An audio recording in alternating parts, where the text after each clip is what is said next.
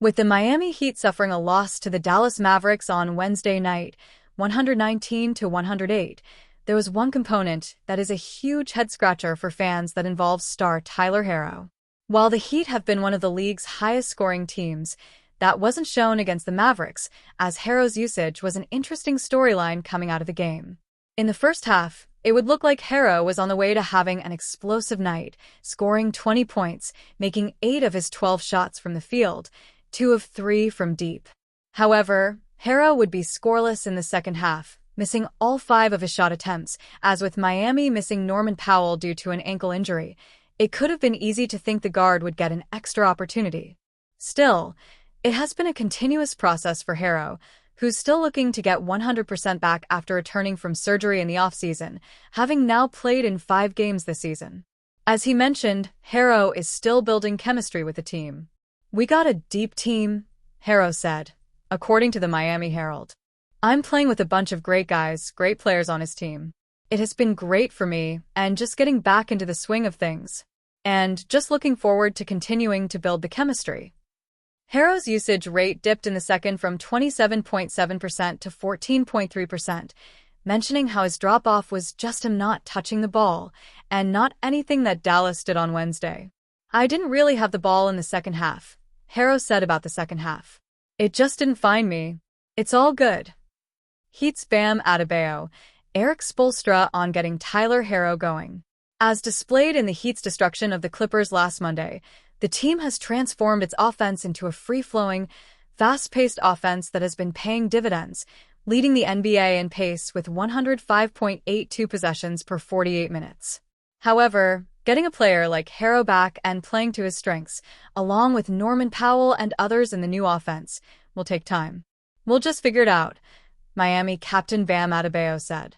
"We're all playing well, so it's hard to say somebody has the hot hand. But also, we understand the kid, Herro, can go get a bucket at any point in time.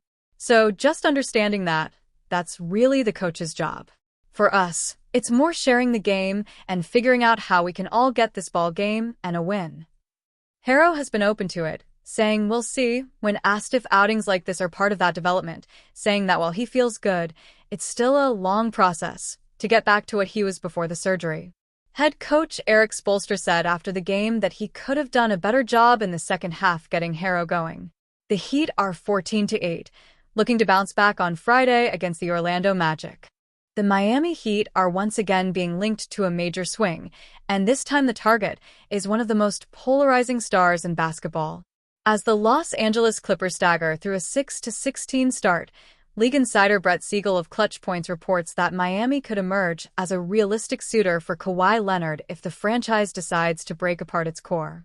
Leonard, still one of the NBA's elite two-way forces when available, is averaging 25.9 points, 5.5 rebounds, 3.0 assists, and 2.1 steals this season.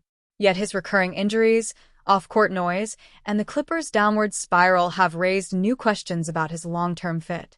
With the Clippers recently moving on from Chris Paul and facing mounting pressure to start fresh, the idea of trading Leonard is no longer theoretical. It is becoming a league-wide talking point. The framework: Miami sends Rozier, Wiggins, and picks. According to Siegel, the Heat could construct a workable package by leveraging Terry Rozier's expiring contract and flipping newly acquired forward Andrew Wiggins along with draft capital. Although his contract is tough to navigate and his health concerns continue to loom large, Leonard is the type of player who can immediately make a team like the Miami Heat the group to beat in the Eastern Conference, Siegel wrote. Should Miami be allowed by the NBA to utilize Terry Rozier's expiring contract, they could theoretically package him with Andrew Wiggins and draft picks to pair Leonard with Tyler Herro, Bam Adebayo, and Norman Powell. Fadeaway World writer Siddhant Gupta put together a viable trade package that could make the money work. Heat receive Kawhi Leonard. Clippers receive Andrew Wiggins, Terry Rozier, 2028 first-round pick, 2026 second-round pick via Brooklyn, 2027 second-round pick swap.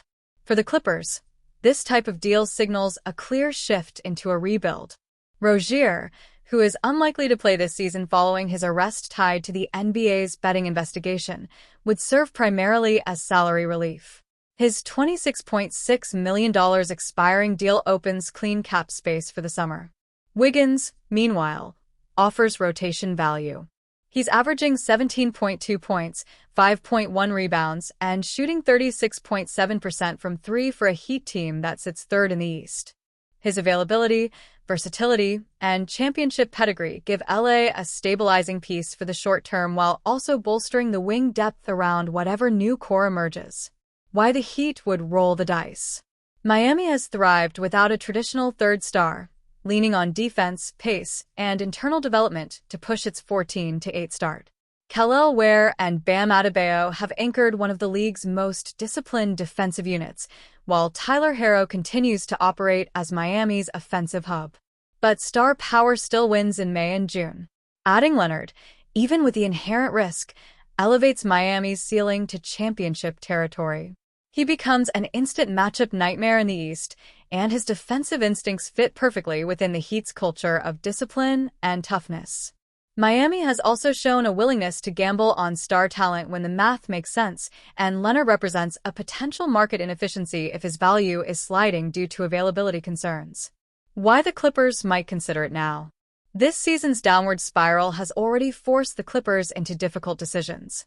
Paul's abrupt exit signaled a willingness to reset the roster and reevaluate aging stars with heavy contracts. Trading Leonard would be drastic, but the Clippers' depleted draft cupboard limits other paths to improving the roster. A deal that returns 3 picks and 2 rotation players could jumpstart a longer-term rebuild without leaving the cupboard bare. There is no guarantee LA moves him soon. The franchise may wait to assess how the roster performs after recent changes. But the league is circling, and Miami, armed with expiring money, a valuable veteran wing, a competitive core, and control over all their first-round picks from 2028 to 2032, is now firmly part of the conversation. If the Clippers choose to pivot, this is the type of deal that accelerates both teams' futures in opposite directions. Miami goes all in. Los Angeles starts over. And Kawhi Leonard becomes the latest superstar to reshape the NBA landscape. Antetokounmpo is still in the prime of his career, averaging 28.9 points, 10.1 rebounds, 6.1 assists per game this season. Brett Siegel of Clutch Points believes Heat president Pat Riley has been holding all of his assets in order to target a player of Antetokounmpo's stature. Pat Riley has been withholding the Heat's best assets in trade talks through the years in hopes of a big-time star.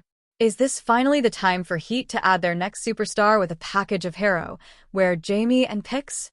After all, Herro is from Milwaukee, Siegel said.